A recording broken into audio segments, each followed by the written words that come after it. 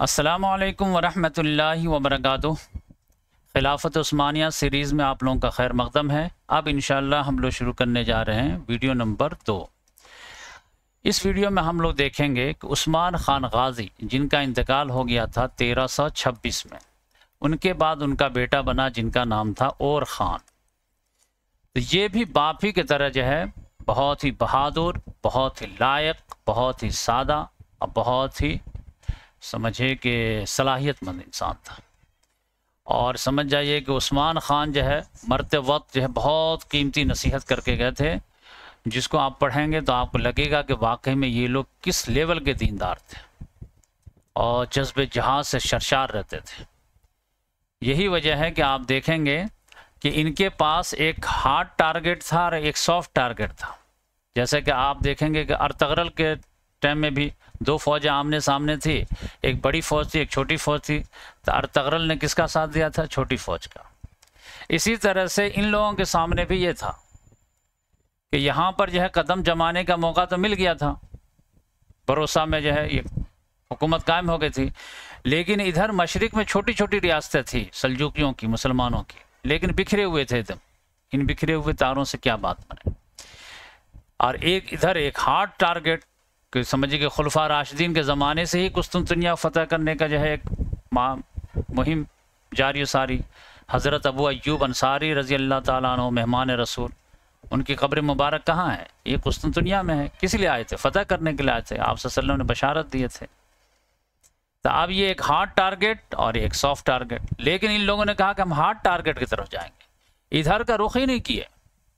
इधर जानते हैं, ये समझ जाइए कि सलीम मोहम्मद अल-फातिह के बाद जो है सलीम आएंगे, उसके बाद भी तो 1517 में जो है जा कर के वो ईस्ट की तरफ जो है वो फतुहात शुरू होगी 150-200 साल के बाद, वरना उधर ही जा रहे थे तब।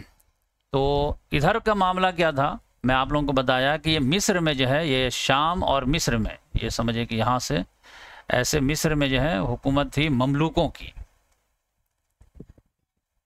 ये 1200 समझ जाइए 50 में कायम हुई है और यही 1517 में ये खिलाफत उस्मानिया वाले ख़त्म कर देंगे। और इधर जो है मंगोलों की हुकूमत थी, चंगेज़ ख़ान उसकी औलाद की। वो समझिए कि चंगेज़ ख़ान जो हुकूमत कायम किया है वो 1206 से लेकर के 1368 तक, 162 साल तक। और उसके बाद उसकी हुकूमत ख़त्म हुई है और फिर तैमूर लंग की हुकूमत आ गई है। तैमूर लंग जो है वो 1366 में जो है हुकूमत कायम करता है और 1507 तक उसकी हुकूमत रहती है, यानी उसके ख़ानदान वगैरह की। तो इस लिहाज से इधर जो है तैमूर लंग और ये मंगोल वगैरह और इधर ममलूक वगैरह, तो इधर ये दोनों आपस में लड़ते रहते थे।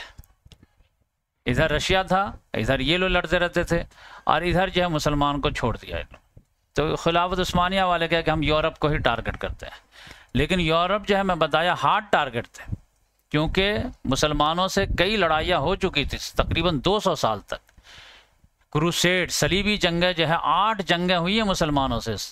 इमादुद्दीन जंगी, नूरुद्दीन जंगी, सलाहुद्दीन अय्यूबी 1099 से ही जो है यरूशलेम एक मरतबा वो लोग ले लिए, फिर मुसलमानों ने वापस लिए, फिर वो लोग लेने के लिए ट्राई किए और फिर हार के वापस गए। तो समझिए कि वो समझिए कि घायल शेर था वो लोग, जिसके वजह से फिर वो लोग गुस्सा निकालते थे किस पर? तो वो स्पेन पर। स्पेन में मुसलमान जो है वो यहाँ पे बिखर गए थे, एक सल्तनत थी नहीं। वो 1030 में जो है उमवी हुक्मरान जो है वो हुकूमत ख़त्म हो गई थी और छोटी छोटी अपने अपने अलग अलग रियासतें कायम कर लिए थे। जैसे OIC आजकल कितने मुसलमान बटे हुए हैं, जिस वजह से मार खाते हैं। तो उसके बाद जो है मुसलमान को जो है खदेड़ते खदेड़ते ये लोग जो है सिर्फ गरनाता में जा कर के जो है महसूर कर दिए थे और उसको भी जो है वो लोग ख़त्म बर्दाश्त नहीं कर रहे थे। तो ये लोग पूरी तैयारी में थे कि जो है आइबेरियन पेनिनसुला को पूरी तरह ख़त्म कर देते हैं मुसलमानों से। और इधर उस्मानी सल्तनत वाले कहे कि नहीं, हम यूरोप को फ़तह करेंगे, कुस्तुनतुनिया को फ़तह करेंगे, क्योंकि कुस्तुनतुनिया को फ़तह करने की मजबूरी थी कि यूरोप को फ़तह करो, इधर से फ़तह हो ही नहीं सकता था। उसकी वजह क्या थी? वजह यह थी कि ये ऐसे लोकेशन पे है कि वो हो ही नहीं सकता। ये देखिए यहाँ पे है, तब इधर समंदर और यहाँ पर ये शहर है, वो मैं आपको बाद में बताऊंगा आगे लेक्चर जब आएंगे तो आप इधर से जा ही नहीं सकते थे, क्योंकि यहाँ पे यह बास्फोरस के बाद है ना, ये देखिए इस तरह है सब इस्तांबुल। तो अब इधर ये समंदर है, तो इधर से आ नहीं सकते थे। अब आना है तो आपको इधर ही से आना है। इसके लिए पहले आप यूरोप को फतह कीजिए, उसके बाद ही इधर दीवार है, इधर समंदर है, इधर समंदर है, यहाँ पर बड़ी बड़ी दीवारें हैं एकदम फोर्टिफाइड है, इधर से पॉसिबल ही नहीं है, यहाँ पर जंजीरें लगी हुई हैं। तो और ख़ान गाजी ने कहा कि हम जो है पहले तैयारी करेंगे और उसके बाद जो है यूरोप की फतह के लिए आगे बढ़ेंगे। तो तैयारी उन्होंने क्या किया कि ये रोमन अम्पायर वाले जो बाज़ंटाइन अम्पायर वाले थे, इनके कई जो है इलाके थे, किले वगैरह थे यहाँ सब पे, तो पहले उस सब को फतह किए। 10 साल में समझिए कि वो पूरा फतह हो गया, यानी 1326 से लेकर के 1336 तक जो है वो पूरा जो है अनातोलिया में, मतलब वो इलाका जो रोमन अम्पायर के अंडर में था वो ले लिए। इधर जो सल्जूकी रूमी थे वो उसको छोड़ दिए। इसको रोम भी बोलते हैं, समझ जाइए, इसीलिए जलालुद्दीन रूमी। तो मौलाना जलालुद्दीन रोम के नहीं थे, इटली के नहीं थे, वो ये रूम यहाँ के थे, वो पैदा कहीं हुए थे, वो यहाँ आकर के बस गए थे, तो इसीलिए जलालुद्दीन रूमी। सलाजक़े रोम, सलाजकों की जो है 3 हुकूमतें कायम हुई है, एक जो है समझिए कि सेंट्रल एशिया में, एक जो है वेस्ट एशिया में, और एक जो है अनाटोलिया में, तो इसको सलाजक़े रोम बोलते थे। तो यहाँ पर के जो है सारी हुकूमतों को जो है जो इसके अंडर में थे उसको जो है वो ले लिए 10 साल में। उसके बाद जो है 20 साल तक जो है वो खामोशी से जो है अपनी सल्तनत को मजबूत करने का काम किया। उसमें समझ जाइए कि उस्मान खान जो है वो ज़्यादा जो है अपने आप को बेग कहलाते थे, लेकिन इन्होंने कहा नहीं, मैं आप सुल्तान हूँ, तो सुल्तान कहलाने लगे। फिर उस्मान खान जो है सिर्फ अपने नाम का खुतबा जारी किए थे, इन्होंने खुतबा के साथ साथ अपने नाम का सिक्का भी जारी किए। फिर इन्होंने जो है मुनज़्ज़म अंदाज से जो है नए सिरे से फ़ौज को जो है ऑर्गेनाइज़ किए, पैदल फ़ौज अलग बनाए, सवार फ़ौज अलग बनाए, स्टैंडिंग आर्मी अलग बनाए, क्योंकि इनके अज़ाइम बुलंद थे कि हम जो है ये अनकम्प्लीट फिनिश जो है गेम है, इसको फिनिश करना है, या नहीं तो बुनियाद रख के जाना है कि हमारे बाद आने वाले इसको काम फिनिश करें। इसके बाद जो है यहाँ पर जो है मदरसे, शिफा खाने, मस्जिदें और रिफ़ाए आम के काम और जो है लॉ एंड ऑर्डर, यानी बहुत ही मुस्तहकम हुकूमत बनाए और एट्रैक्टिव हुकूमत बनाए कि लोग आते थे यहाँ पे खुशहाल होकर जाते थे, और अदल इंसाफ ये सब सारी चीज़ें थी।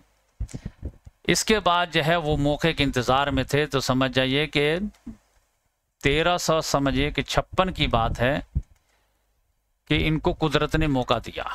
तो इससे पहले भी एक मौका दिया था 1341 में कि यहाँ पर जो है जो कुस्तुनतुनिया का बादशाह था उसका इंतकाल हो गया। उसका जानशी बेटा जो था वो 9 ही साल का था, तो उसकी बीवी चाहती थी मलका कि मैं बन जाऊं, लेकिन उसका एक वजीर था, उसका नाम था कंटाकुज़ीन। वो जो है एम्बिशन ले लिया कि हम बनेंगे, ये बेटा माँ क्या बनेगा। अब वो जब उन लोगों को पता चला तो वो लोग जो है शहर में एंट्री नहीं दे रहे थे, और वो किलादार शहर था एकदम, लिहाजा उसने कहा क्या करें, अकेले तो हो नहीं पाएगा। तो और ख़ान से ही जो है उसने मदद मांगी, तो और ख़ान ने 6000 जो है फ़ौजियों के साथ मदद दे दिया। उसने वादा किया था कि अगर मैं जीत गया ना तो मैं अपनी लड़की से आपके लड़के को शादी कर दूँ। कहा ठीक है, तो इस लिहाज से शादी भी हो गई। फिर बाद में एक और मुसीबत में वो फंस गया, तो फिर दोबारा जो है मुसलमानों से मदद मांगा, तो इन्होंने कहा कि ठीक है फिर मदद दे देता हूँ। तो 2 मरतबा ऐसा जो है मदद हो गया। फिर एक मरतबा ऐसा हुआ कि सर्बिया का बादशाह था वो जो पावरफुल होने लगा, वो बुल्गारिया को जो फतह कर लिया, फिर यहाँ पे सालोनिका था उसको फतह कर लिया, फिर अब वो कुस्तुनतुनिया फतह करना चाह रहा था। तो उस वक्त भी इन लोगों ने जो है दरख्वास्त की कि आप आइए और हमें बचाइए। तो और ख़ान ने कहा कि ठीक है, लेकिन इस बार हम आएंगे तो फिर वापस नहीं आएंगे, यानी अगर आप यूरोप में कदम रखेंगे तो फिर हमको वहाँ पर जो है किला वगैरह बनाने के जो परमिशन देना, ताकि हमारे जो है वो मिलिट्री छावनी का काम करे। उसने कहा कि हाँ कोई मसला नहीं है, आप आइए। तो इस तनाजुर में जो है उनको जो है मौका मिल गया। तो 30,000 का लश्कर जर्रार दे करके उन्होंने अपने बेटा जो है, जो बहुत काबिल था, जिनका नाम था सुलेमान, उनको जो भेजा। अब इन लोगों के पास कश्ती भी नहीं थी, तो ये 40 सवार के साथ पहले कश्ती से, ये देखे इधर से तो जा नहीं सकते थे, तो ये दर्रे दानियाल को क्रॉस करके गए। 40 लोग गए, पहले कश्ती वगैरह छीन करके लाए, अब फिर 30,000 फौज को यहाँ से उतारे और फिर जा करके पहले यहाँ पर जो है फतह किए। तो ये इलाका कहलाता था गेलीपोली। तो गेलीपोली को फतह किया, फिर ये लोग जो है यहाँ पे गए। तो ये फौज को देख करके सर्बिया का जो बादशाह था उसने इरादा कैंसिल कर लिया, कहा कि हम नहीं लड़ेंगे। तो इस लिहाज से समझिए कि गेलीपोली में मुसलमानों के कदम जम गए और उन्होंने फौजी छावनी वगैरह बनाना शुरू कर दिया। फिर धीरे धीरे ये लोग आगे भी बढ़ने लगे, क्योंकि ये तो जज्बे जिहाद को जैसे गए थे। तो यूरोप वालों को गुस्सा आया कि ये मुसलमानों को किसने आने दिया, यहाँ पे किसने कदम जमाने दिया। तो कहा कि वही जो है कंटाकोजीन ने दिया है। तो सब लोग उसके खिलाफ बगावत कर दिया। बगावत करना था कि इन लोगों को जो है अच्छा मौका मिल गया। तो इस लिहाज से ये धीरे धीरे आगे बढ़ने लगे। तो समझ जाइए कि मुसलमान जो है वो अदरना को जीत करके यहाँ पर एक कैपिटल बनाएंगे, अदरना, और एक कैपिटल जो है बरूसा में, और एक कैपिटल जो है अदरना में। और इसको जो है वो लोग अनातोलिया बोलते थे और इसको जो है रूमालिया बोलते थे, रूमालिया। तो दो हिस्सों में जो है समझे कि खिलाफत उस्मानिया थी, एक वेस्टर्न खिलाफत उस्मानिया, एक ईस्टर्न खिलाफत उस्मानिया। लेकिन ये था कि जो है उनका बेटा जो है वो शिकार वगैरह कर रहा था, गिर करके जो है वो समझे कि वफात पा गया। तो उनका बहुत ज़्यादा उनको दुख हुआ और ख़ान को। तो फिर वो बीमार रहने लगे और उसके बाद जो है उनका भी इंतकाल हो गया 1359 में। अब उनके बाद जो उनका मैन जो 3 बेटे थे, तो मैन बेटा जो था सुलेमान, वो अगर ज़िंदा रहता तो बहुत ही ज़्यादा जो है वो काबिल हुक्मरान बनता, लेकिन वो इंतकाल कर गया था। तो एक बेटा था मुराद और एक और था। तो मुराद को उन्होंने जो है वो जानशी बनाया। तो अब यह है कि मुराद जो है वो समझ जाइए कि यहाँ से बिल्कुल वसी कर देगा और बड़ी बड़ी जंगें जो है वो जीतेगा। यानी यूरोप की मुत्तहिदा फ़ौजों से भी टकराव हो जाएगा कोसवा के मैदान में। और इस कदर जो शदीद लड़ाई होगी कि मुराद भी शहीद हो जाएगा उसी जंग में, उधर का जो बादशाह रहेगा वो भी शहीद हो जाएगा। अब फिर जो है मैदान जंग में ही जो है मुराद का बेटा जो है यजीद वो जो है कमान संभाल लेगा, उधर का बादशाह का जो बेटा रहेगा वो कमान संभाल लेगा। वो बहुत इंटरेस्टिंग मामला है, वो इंशाल्लाह नेक्स्ट वीडियो में देखें।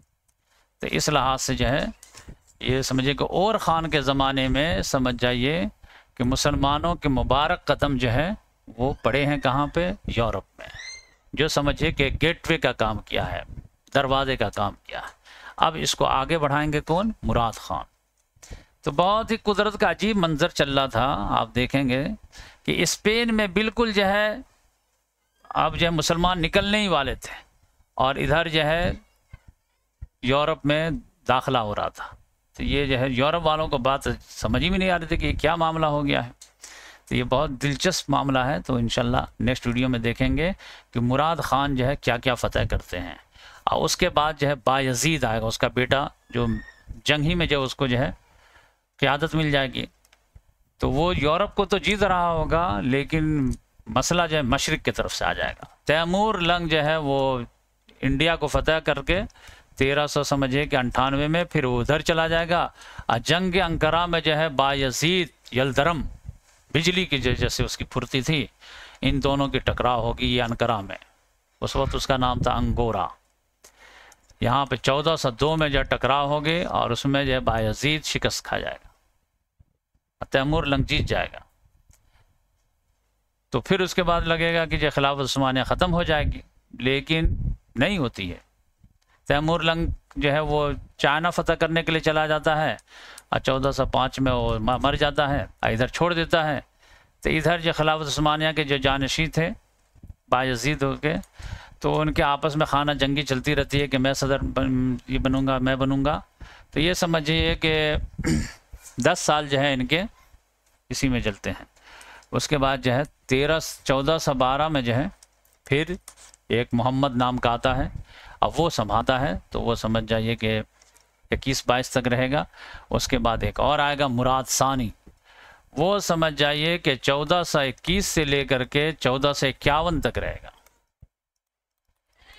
और उसके बाद मोहम्मद फातेह समझिए कि 21 साल की उम्र में बनेगा और 2 साल के अंदर में 1453 में जो है कुस्तुनतुनिया फतेह कर लेगा। यानी 500 साल की ख्वाहिश आरज़ू मुसलमानों की पूरी होगी। तो वो इंटरेस्टिंग है, वो आगे इंशाल्लाह देखेंगे। जज़ाकल्लाह।